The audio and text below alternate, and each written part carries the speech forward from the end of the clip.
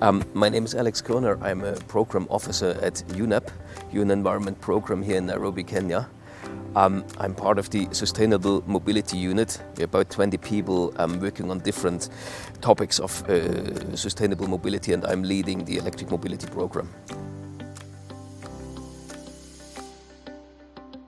I think I would say that transport, and especially in the global south, is really one of the fastest growing and in many cases also the most significant emitter of greenhouse gas emissions. And therefore it's really a sector where one wanted to do something. So clean mobility is very important. I mean, clean mobility is a lot of things. It's public transportation, it's walking and cycling, it's electric vehicles. Whereas the African continent, I mean, if you go look at walking and cycling, I think the African continent is doing very well. I think that's actually one thing which is very important. Maybe to not make the same errors like the global north, and to see how we can, or how a more sustainable transport sector could be established. But it's really much about mass transit and not so much about individual mobility.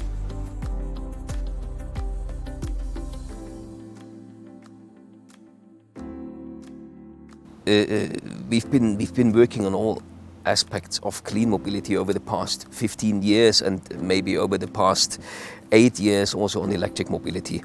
I think we helped quite a bit to make the entire subject more prominent in a country like Kenya or in many other countries on the African continent. So our global program is active in about 50 countries. Of which maybe 20 countries are on the African continent. So we're working in Kenya, of course. We're working in Rwanda. We're working in West Africa with Côte d'Ivoire, Senegal, Sierra Leone, Togo. So we are present in a lot of countries. And we have projects to promote clean mobility, to promote electric mobility. Very often they are looking at similar things. So for example, awareness raising is very important. There are many stakeholders in the transport sector are not really aware of electric mobility right now, and we're helping there. We work on developing policy frameworks to make sure that electric vehicles can actually be used, that they can be imported, that they can be registered, that they maybe get some sort of incentives to make them a bit more attractive, to make sure that the power sector is ready for charging electric vehicles. So that's what we try to do when supporting countries with establishing policy frameworks. We're working with a lot of partners to see whether we can get more finance into clean mobility to African countries. I mean, we're working with a lot of the development banks. We're working with private capital to see to basically educate them also what is going on in many countries, because so many things are going on. So we are working on developing financing models.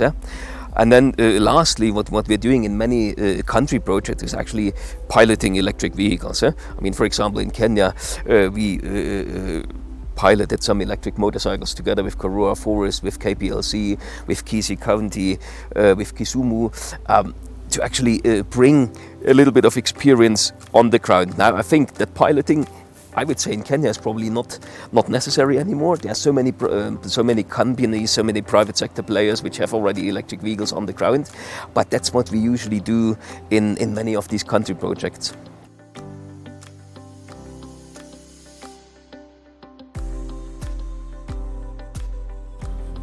Okay, so I mean, first and foremost, we're working with government, because government plays a very important role when implementing projects. I mean, for example, in Kenya, we're working with Ministry of Transport, we're working with EPPRA, we're working with KPLC, we're working with CAPS, very important, make sure that electric vehicles coming here are safe. So that's, of course, one key stakeholder. On the other side, and maybe at United Nations, that's not always that easy, but we try to work as much as we can with private sector. because whatever is delivered at some point on time will come from private sector. So be that motorcycles, be that electric buses, be that electric cars, they're all coming from private sector. So obviously private sector is a key actor. I mean, we were trying to make connections, for example, between them and finance, and now this is maybe the third most important sector. This is financing entities. Yeah? I already said we're working with development banks, World Bank, African Development Bank, IFC, trying to work with private investors. So for example, we have established what we call an Africa support and investment platform. So that's a platform through which we do trainings and all sort of things, but we also organize events to bring all these relevant actors around the table and to create that exchange and to see when out of this exchange new projects can emerge.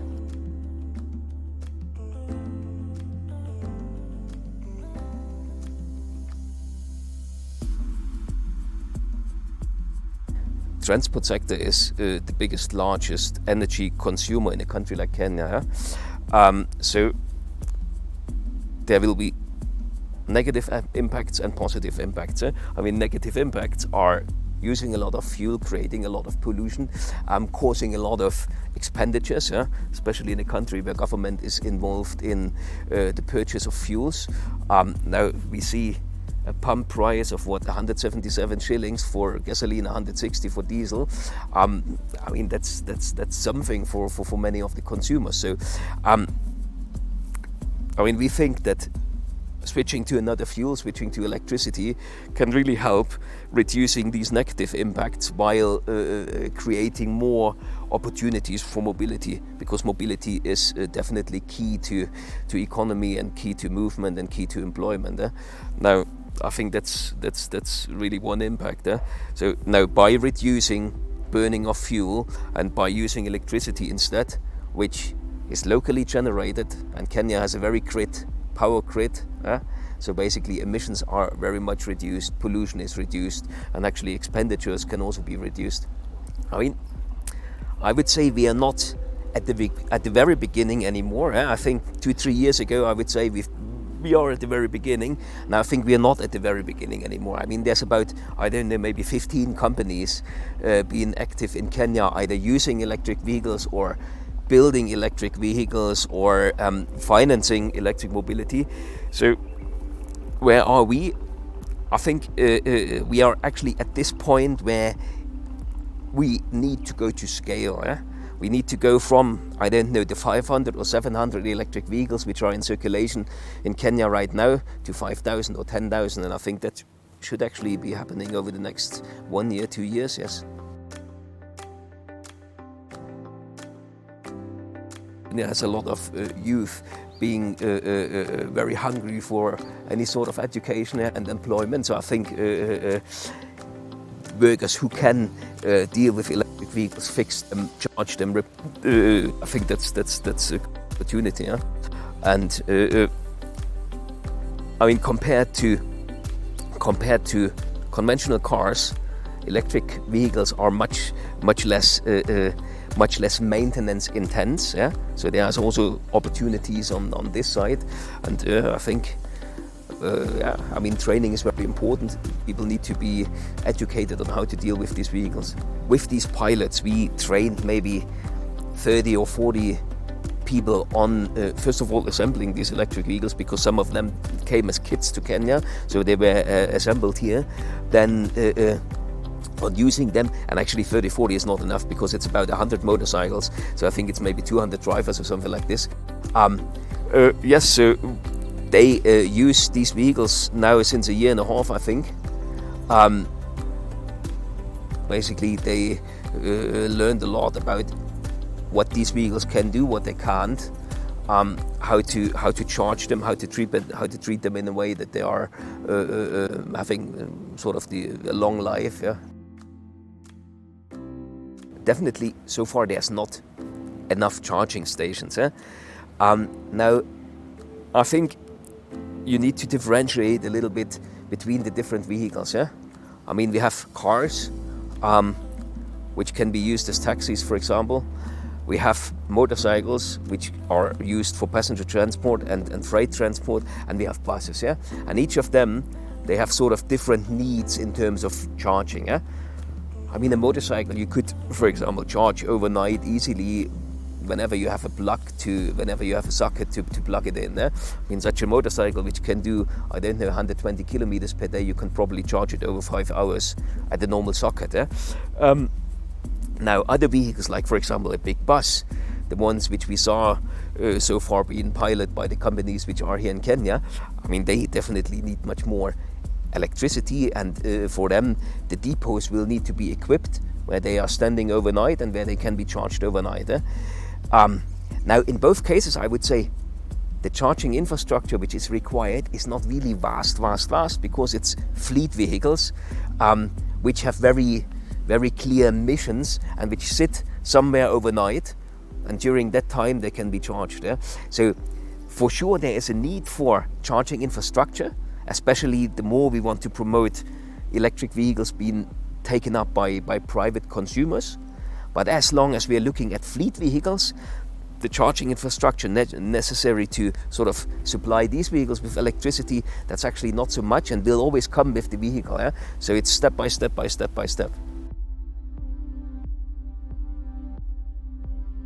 Okay, so first of all, it's not UNEP putting in place something, but we are working with partners and they put in place. So that's very important. We are only some sort of catalyzer. We are not the executor of the work.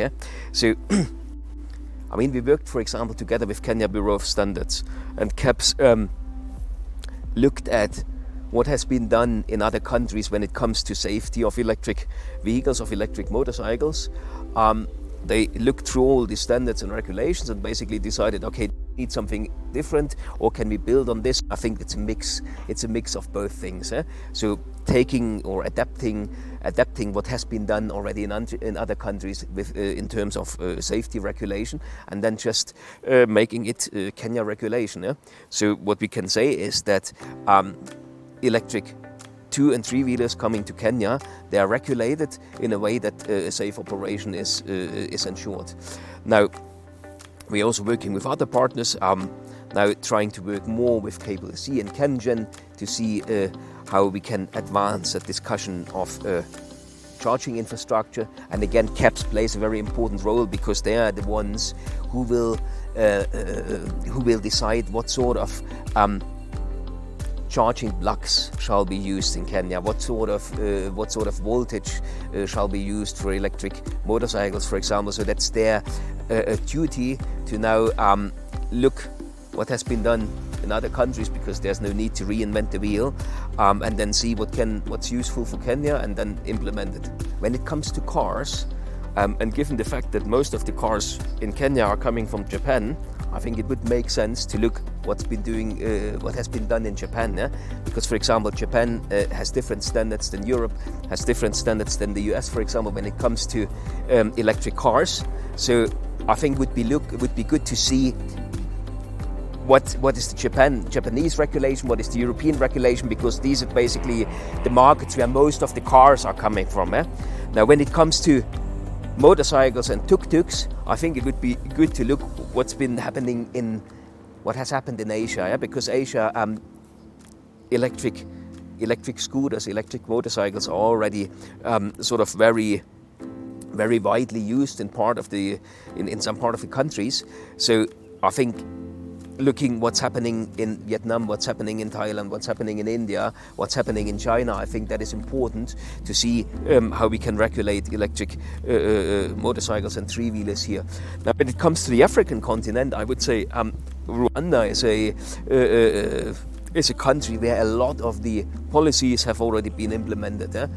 For example, they have tax waivers on importing electric vehicles. They have electricity tariff that is very important. Basically, the electricity which goes into electric vehicle is cheaper than usual electricity used for lighting or whatever other appliances. So I think that's a great step in the right direction, and I think that's something where Kenya could learn something from.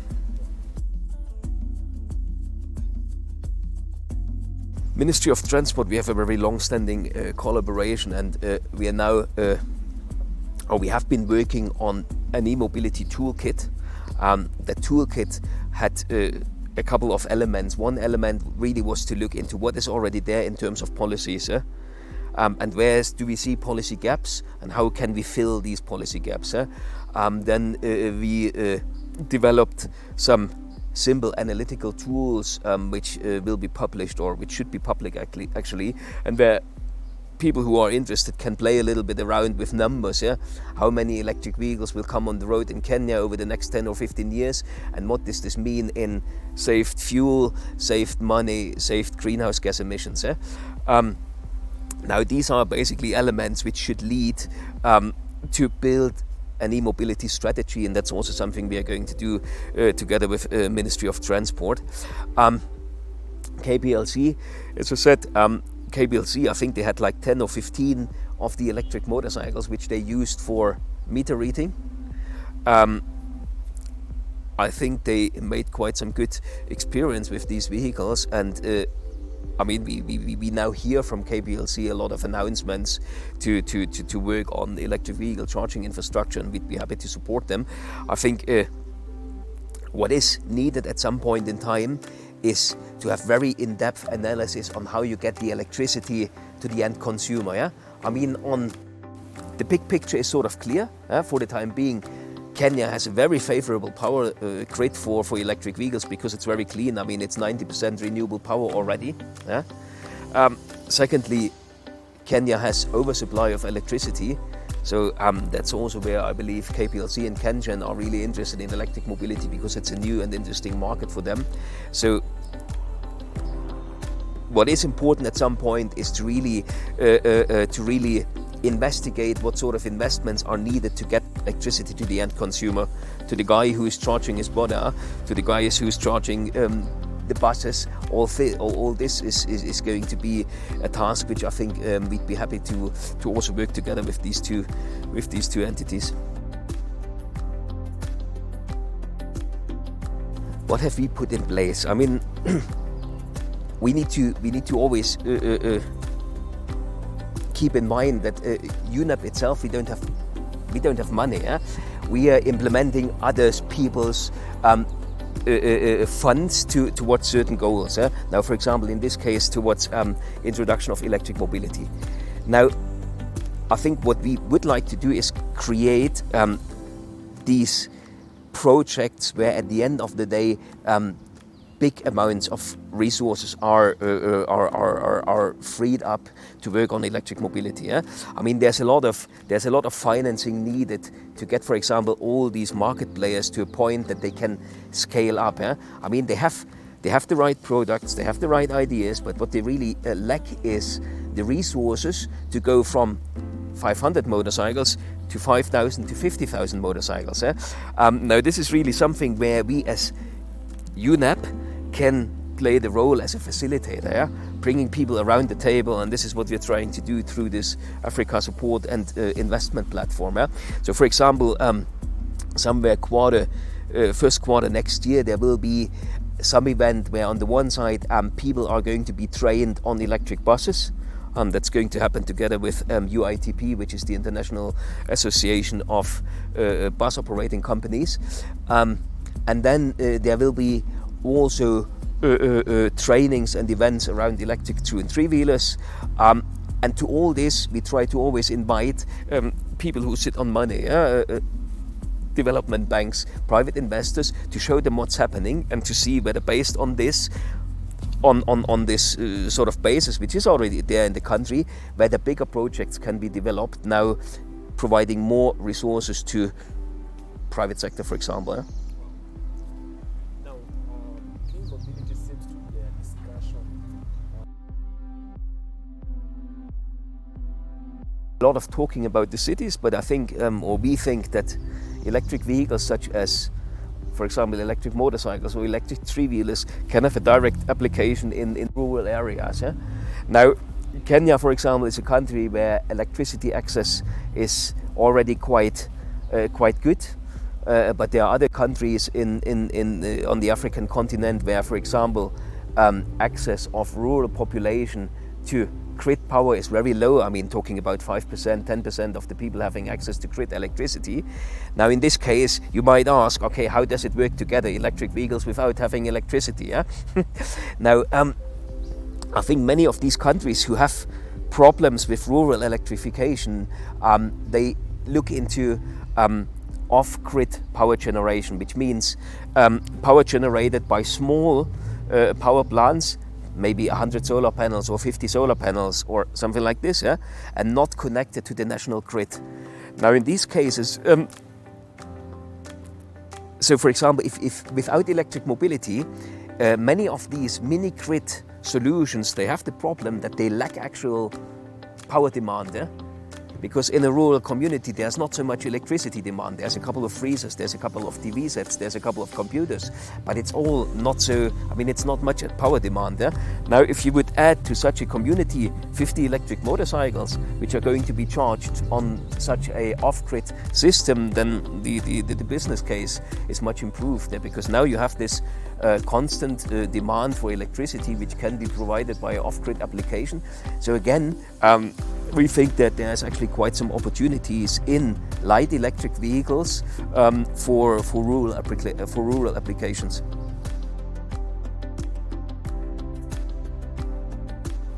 I don't think I can answer this question as such, also because there are a lot of sustainable development goals. But I think there are a couple of concerning things. I mean, 2021, I think, was a record year in terms of greenhouse gas emissions. Yeah? So if you ask me how far we've gone so far, it's, I think quite something needs to happen. Yeah? Quite something needs to happen. Actually, I think the Global South is very well placed to make the transport sector much more efficient, because already the transport sector is sort of very efficient, because you have all this mass transit, yeah? So many people taking the bus, so many people walking and cycling. So now if that transport sector could suck up a technology like electric vehicles, then I think a lot of fuel can be saved in African countries in the transport sector. Yes.